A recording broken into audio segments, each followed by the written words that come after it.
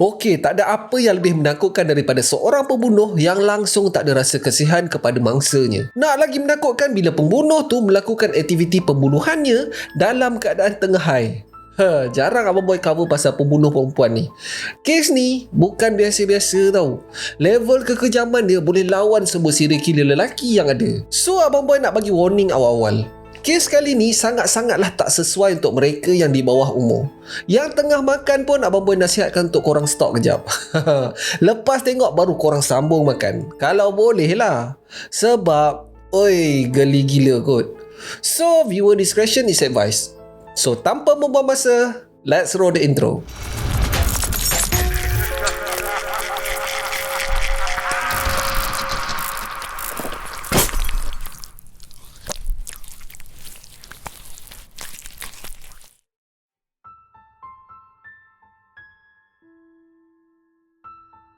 Assalamualaikum, nama aku Bamboy dan welcome to channel Bamboy TV di mana Abang Boy akan mengupas kes-kes true crime, kisah misteri, seram dan pelik yang terjadi di serata dunia.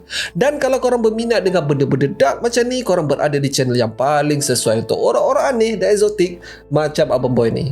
Di akhir video, kalau korang suka dengan konten ni, Abang Boy sangat-sangat appreciate kalau korang boleh belanja Abang Boy satu like, dan mungkin juga korang boleh consider untuk subscribe dan tekan bell notification button tu supaya tak terlepas video Abang Boy yang akan datang. So hari ni Abang Boy akan bawa korang ke sebuah bandar yang dinamakan Green Bay di negeri Wisconsin, Amerika Syarikat. Di sini tinggal seorang anak muda yang berumur 24 tahun yang bernama Shad Tarion. Shad ni adalah anak bongsu daripada 3 orang adik-beradik dan dia dibesarkan dalam keadaan normal je. Dia bekerja di syarikat ayahnya dan dia dikatakan sangat-sangat menyukai seni. Bakat dia adalah mengukir kayu dan menjadikan bahan hiasan. Teman-teman rapatnya mengatakan Shad tak pernah ada masalah pun dengan sesiapa. Boleh dikatakan dia ni agak famous jugalah di sekitar bandar. Semua orang dia nak berkawan. Akan tetapi semuanya berubah apabila dia telah bertemu dengan seorang wanita yang sebaya dengannya yang bernama Taylor Denise Coronado. Mina ni memang problem kot. Taylor ni pula memang dibesarkan dalam keadaan keluarga yang toksik. Ibunya dikatakan meninggal dunia pada usia Taylor 12 tahun akibat pengambilan alkohol yang terlalu banyak. Selepas daripada insiden ni, Taylor dikatakan berperangai pelik dan dia telah dirawat untuk penyakit mental. Dia ni telah didiagnos mengidap penyakit bipolar dan ADHD. Bila dia berusia 17 tahun pula, dia telah dibuang sekolah akibat bergaduh dengan rakan sekelasnya. Pada time ni, bapak dia dah tak tahu nak buat apa dah. Memang tak boleh nak handle dah perangai liar anaknya. Bapaknya mengambil keputusan untuk menyerahkan hak penjagaan Taylor dan adik lelakinya kepada atuk dan neneknya di Texas. Sejurus selepas tu, ayahnya dikatakan telah memulakan hubungan baru dengan teman wanitanya dan berkahwin. Setahun selepas tu, ayahnya telah ditangkap dan dijatuhkan hukuman penjara 12 tahun atas kes penderaan domestik keluarga barunya. Menurut Taylor, semasa dalam jagaan ayahnya, dia dan adiknya sering didera dan dipukul oleh ayahnya semasa pulang kerja dalam keadaan mabuk. Pada masa ni lah keadaan mental Taylor ni semakin merosot. Dah berapa kali keluar masuk wad sakit jiwa. Masa dia makan ubat, memang okey je. Dia bertenang. Tetapi kalau dia tak makan ubat, oi, memang macam ribut rumah. Ada je benda tak kena. Semua orang dia nak pukul dan ugut bunuh. Dan yang paling menakutkan adalah idola Minah ni adalah sebenarnya Jeffrey Dahmer, bro. Bagi siapa-siapa yang tak tahu Jeffrey Dahmer ni siapa, Abang Boy ada cover case ni dulu. Korang boleh klik link dekat atas ni ataupun link dekat ruang description. Walaupun macam tu, pada tahun 2017, Taylor telah bertemu dengan kekasih hatinya yang bernama Warren Shabisnes. Dan mereka berkahwin pada tahun 2018. Husband dia pun masalah juga tau.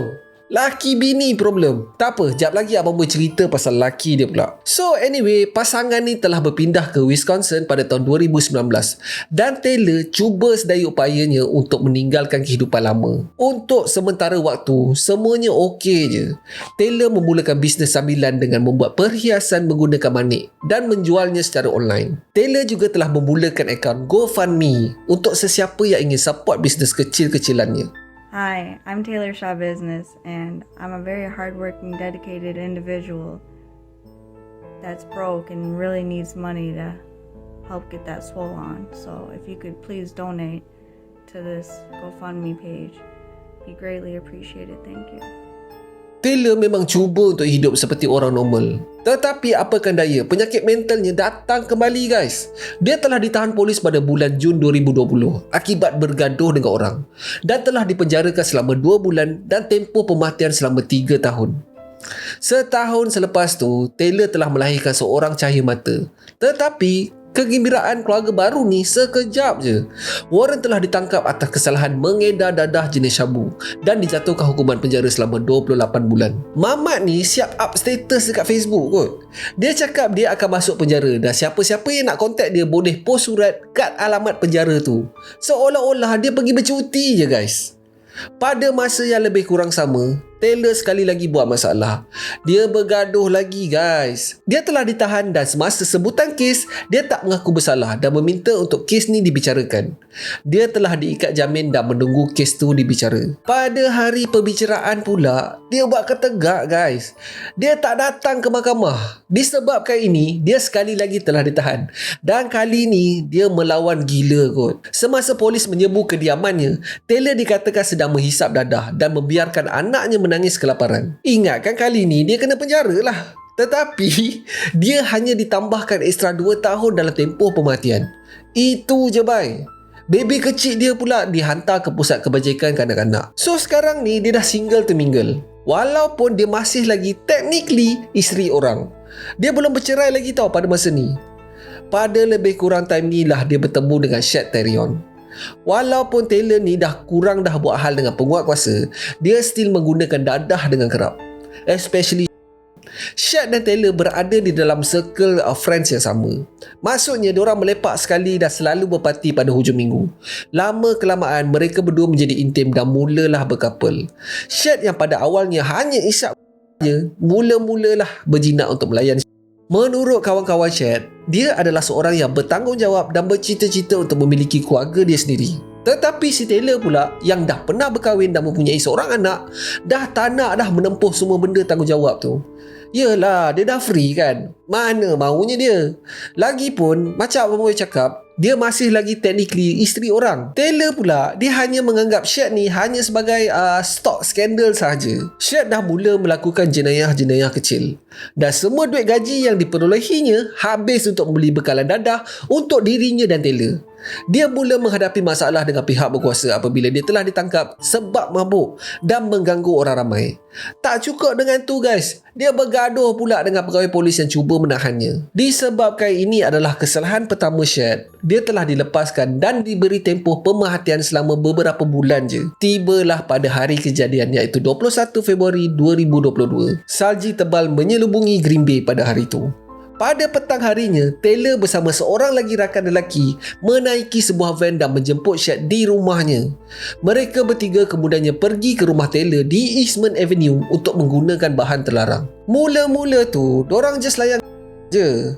Tapi lama kelamaan, dorang beralih pula ke dadah yang lebih berat, iaitu lebih kurang time ni lah kawannya meminta diri untuk pulang dan tinggalkan Shad dan Taylor bersendirian di rumah.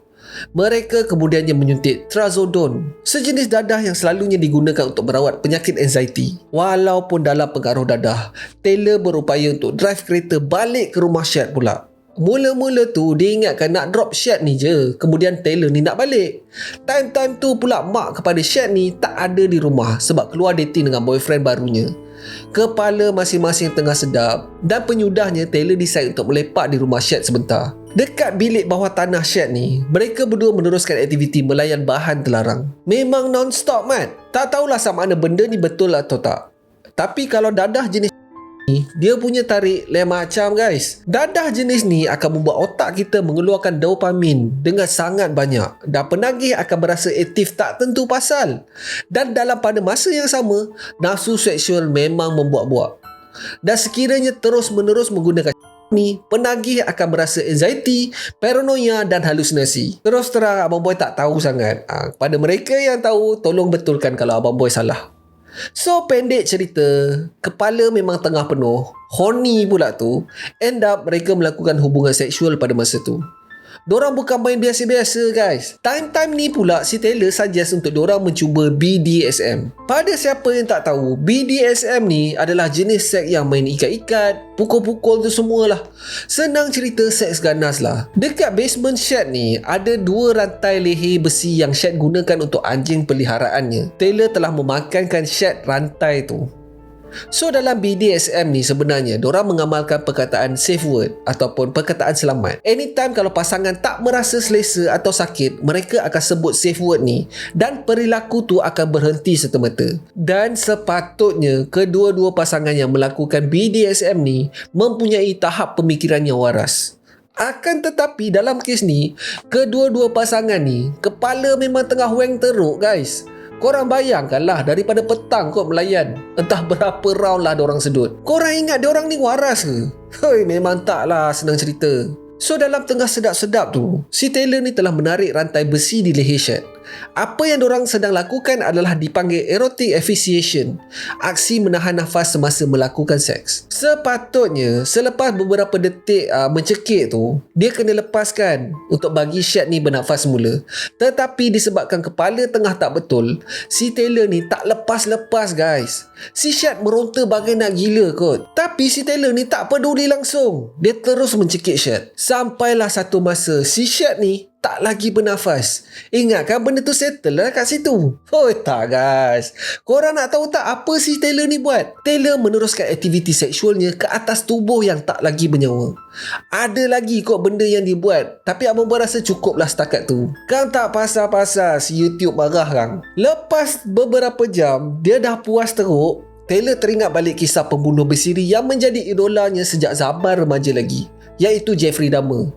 Dia teringat bagaimana Jeffrey memotong mayat mangsanya dan sifat ingin tahu Taylor ni membuat-buat pada masa tu. Dia telah mengambil beberapa bilah pisau daripada dapur untuk memulakan aktiviti terkutuknya.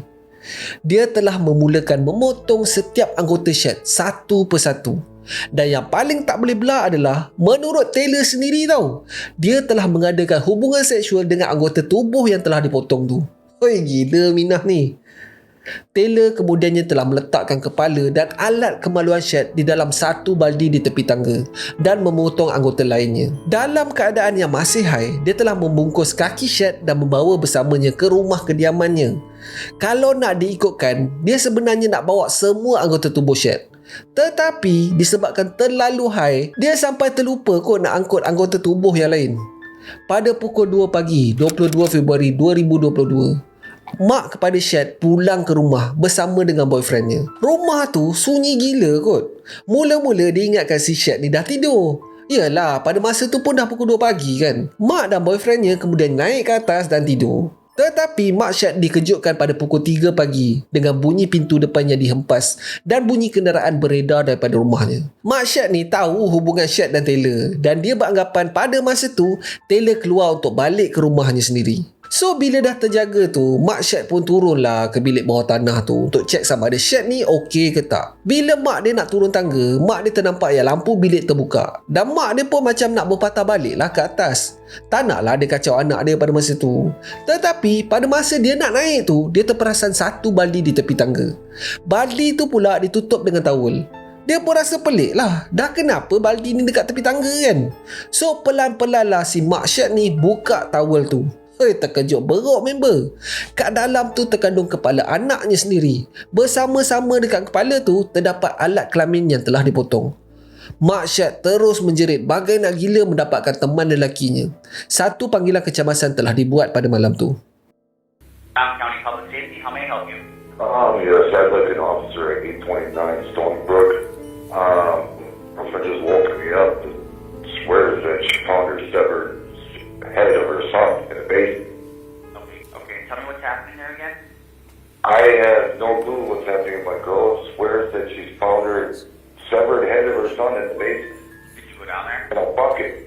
I went down. I can't tell what the fuck. Part of my language. I'm kind of a little freaked out. Whose head is it? She's claiming it's her son. How old is her son? 24, 25. Missing or? No, yeah, he was here yesterday with some chick, and then all of a sudden nobody's here. And you said you went down there, correct?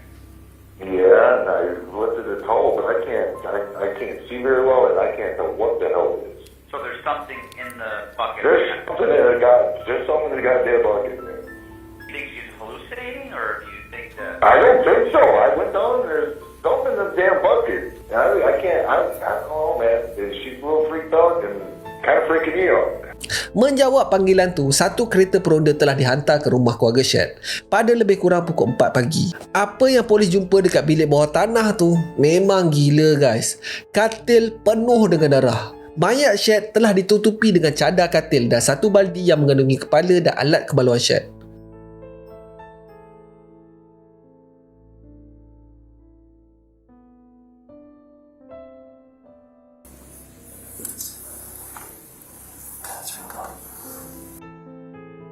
Sementara anggota polis ni memeriksa kediaman Shad, satu lagi kereta peronda telah dihantar ke kediaman Taylor pula. Mereka mendapati kereta milik Taylor park di hadapan rumahnya. Masa tengah diorang cek kereta tu, diorang temui beberapa titik darah di tempat parking kereta tu. Pada masa tu, Taylor dengan selambanya keluar daripada pintu depan rumahnya. Masa polis datang mendekat tu, dia bertenang je guys. Macam tak ada apa-apa yang berlaku. Padahal dia baru lepas penggal kepala anak orang ni. Hai gila. Semasa polis nak menggari tangan Taylor, terdapat tumpuk darah di tangan Taylor. Polis mencuba untuk membuka kereta milik Taylor tu. Dan di dalam sebuah kotak, mereka temui satu bungkusan yang mengandungi kaki kepada mangsa. Tak cakap banyak, Taylor terus ditahan dan dibawa ke balai polis. Semasa dalam bilik temu bual ni lah, Taylor bagi tahu semua perkara jijik yang dilakukan. Dia tak ada selindung-selindung tau. Dia bagi tahu macam tu je. Tapi part yang paling tak boleh belah adalah cara dia bercerita tu macam excited gila. Macam ini adalah pengalaman yang menarik baginya. Korang dengarlah sendiri. When did you start, cutting up his body? Like almost right away. I was sucking and cutting at the same time. So will this be considered foreplay? Yeah. Yeah. It was. And then I don't know. And then I just didn't stop. I don't know why. I didn't stop. You said that she played with his penis Yeah. after he was dead. Oh yeah. The chain goes around his neck and you started choking him. And you just realized that he was going to die or what? I think I went a little too far because like I was blacking out while I was doing it, right? So when did you realize that Shad was not alive anymore?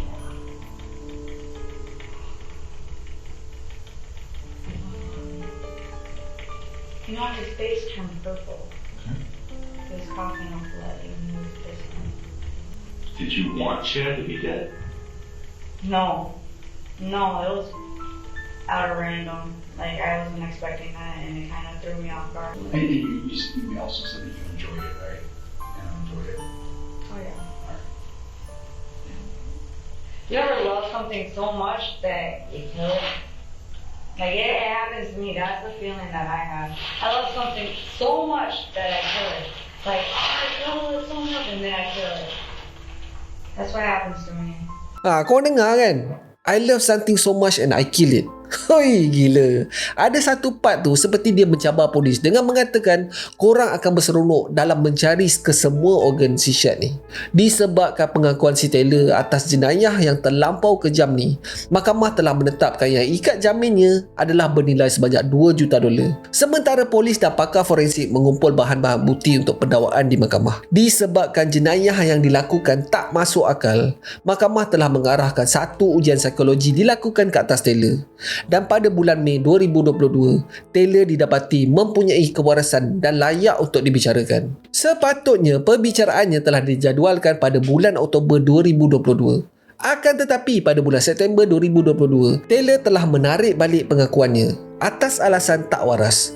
Dan dia sekali lagi meminta untuk menjalani ujian psikologi. Tarikh pembicaraannya telah ditunda sehingga tamat ujian tu. Dia sebenarnya mencuba nasib je. Seperti yang korang dah tahulah, kalau dia didapati mengalami masalah mental, dia akan dirawat di unit psikiatri untuk penjenayah dan mungkin akan mendapat hukuman yang lebih ringan. Pada bulan November tahun yang sama, dia sekali lagi didapati mempunyai akal yang waras dan layak untuk dibicarakan. Peguam bela Taylor mengatakan yang pada ketika kejadian, Taylor berada di dalam pengaruh dadah dan tak sedar pun apa yang dilakukan. Dia mencuba untuk menafikan semua sesi temu bual polis kerana beranggapannya si Taylor ni mungkin berhalusinasi dan mengada-adakan beberapa detail tentang pembunuhan ni. Dia juga memberi hujah yang Taylor melakukan semua aktiviti seksual tu ke atas mayat dan bukan ke atas orang yang hidup. So, tuduhan serangan seksual layak digugurkan daripada pertuduhan. Hei, kepala abah dia lah.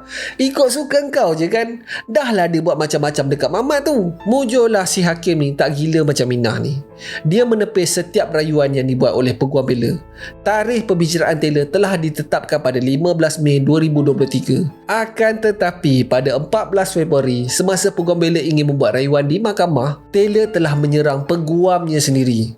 Ini mungkin adalah percubaannya untuk menunjukkan kepada mahkamah yang dia mengalami masalah mental dan untuk menangguhkan lagi perbicaraan mahkamah ke atasnya. Gila weh, macam-macam dia buat. Setelah lebih setahun, akhirnya kes pertuduhan Taylor ni telah dijalankan pada 26 Julai bulan lepas. Dengan testimoni saksi dan bukti-bukti yang dah ada, pihak juri tak mengambil masa lama pun untuk membuat keputusan. Taylor Shah Business telah didapati bersalah atas ketiga-tiga pertuduhan ke atasnya. 1. Pertuduhan membunuh dengan niat. 2. Tuduhan mutilasi mayat. Dan ketiga adalah serangan seksual ke atas mangsa. Hoi, 3 strike bat. Disebabkan kesalahannya, Taylor mungkin akan berdepan dengan hukuman penjara 25 tahun ataupun sepanjang hayat tanpa peluang untuk diperol. Tarikh dijatuhkan hukuman adalah pada 26 September bulan depan. So, seperti biasa, Abang Boy nak tanya korang, apa pendapat korang pasal kes ni? Adakah benda ni terjadi disebabkan kesihatan mental Taylor yang merosot ataupun disebabkan penggunaan dadah yang berlebihan? Ataupun kedua-duanya sekali? Jarang kita dengar orang yang berfikiran waras sanggup melakukan apa yang Minah ni buat. Tetapi ada juga Abang Boy terdengar kes di mana seorang lelaki memenggal kepala ibunya sendiri dan semasa dia melakukan jenayah tu, dia di bawah pengaruh dadah. So, entahlah. Apa pendapat korang pula? So that's it for today guys. Terima kasih sebab tengok video Abang Boy sampai habis. Kalau korang suka dengan video ni, Abang Boy sangat-sangat appreciate kalau korang boleh belanja Abang Boy satu like. Dan mungkin juga korang boleh consider untuk subscribe dan tekan bell notification button tu supaya tak terlepas video Abang Boy yang akan datang. So akhir kata, jangan nakal-nakal, be awesome, stay creepy. Assalamualaikum.